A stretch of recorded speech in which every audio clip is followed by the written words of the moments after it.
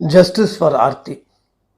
நான் ஏற்கனவே சொன்ன மாதிரி ஆர்த்தி 5ஆம் கிளாஸ் படிக்கிற ஒரு சின்ன குழந்தை, 6 பேர் சேர்ந்து அந்த பொண்ணை கடத்தி கற்பழித்து கையை காலை கட்டி பணமாக மூட்டையில் கட்டி காவாலில் போட்டானுங்க. இதில் ஒருத்தனுக்கு ஒரு எருமாடுன்னு கூட சொல்லக்கூடாது, எருமாடுலாம் அந்த மாதிரி பண்ணாது,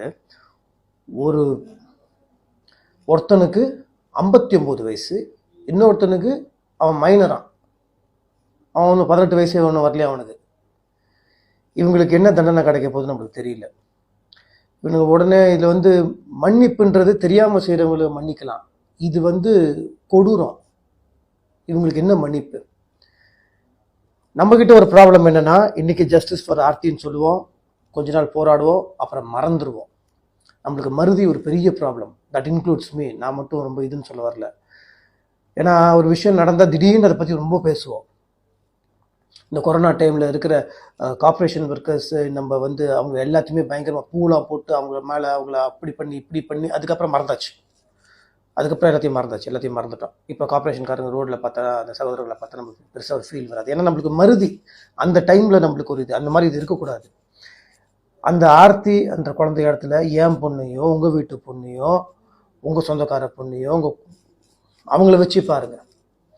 இப்போ தான் போஸ்ட்மார்ட்டம்லாம் பண்ணி பாடியை கொடுத்து இன்றைக்கி எல்லாம் முடிச்சிடுவாங்க. பட் இதுக்கு என்ன தீர்வு? இதுக்கு என்ன சட்டம் கடினமாக ஸ்ட்ராங்காக இருந்தால் தான் இவங்களுக்கெல்லாம் பயம் வரல. பயம் வராது, என்ன பண்ணாலும் வெளியே வந்துடலாம், பணம் கொடுத்து வெளியே வரலாம், இன்ஃப்ளூயன்ஸ் இருந்தால் வெளியே வரலாம். அப்படி தான் இருக்குது. அப்படி தான் அது வெக்கமாக இருக்குது சொல்கிறது கேட்குறதுக்கு.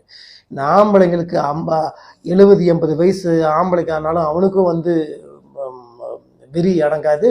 சின்ன இந்த 18 வயசு பசங்க அவனுக்கு வெறி அடங்காது. வெறி வெறி வெறி வெறி குழந்தைங்க யார், அம்மா யார், அப்பா யார், தங்கச்சி யார், எந்த வித்தியாசமும் தெரியாது.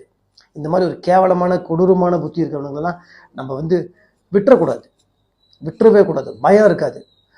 ஒரு ஊரில் தப்பு செஞ்சால் தலை வெட்டுறாங்க, ஒரு ஊரில் தப்பு செஞ்சால் ஆண்மையை எடுத்துறாங்க, ஒரு ஊரில் தப்பு செஞ்சால் நிற்க வச்சு சல்லாட மாதிரி சுட்டுறாங்க. ஒவ்வொரு ஊர்லேயும் ஒவ்வொரு தண்டனை, கல்லாலே அடித்து கொள்கிற ஊரும் இருக்குது. ஆனால் சாரி டு சே, நம்ம ஊரில் தான் கருணை.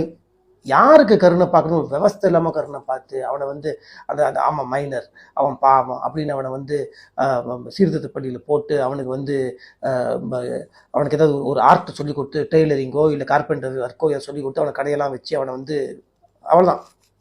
எதுக்குன்னு கேட்குறேன். யாருக்கு கருணை காட்டணுமோ அவங்க தான் கருணை காட்டணும். இது ஆதங்கத்திலையோ இல்லையோ தூண்டுதலுக்காகலாம் பேசுறது கிடையாது. அந்த இடத்துல எனக்கு ஒரு பொண்ணு இருக்குது, நான் அதை மைண்டில் வச்சு நான் பேசிகிட்டு இருக்கிறேன். ஸோ நாமளும் இதை மறந்துடக்கூடாது. இப்போ ஜஸ்டிஸ் ஃபார் ஆர்த்தின்னு சொல்கிறோம், எத்தனை நாள் சொல்லுவோம்?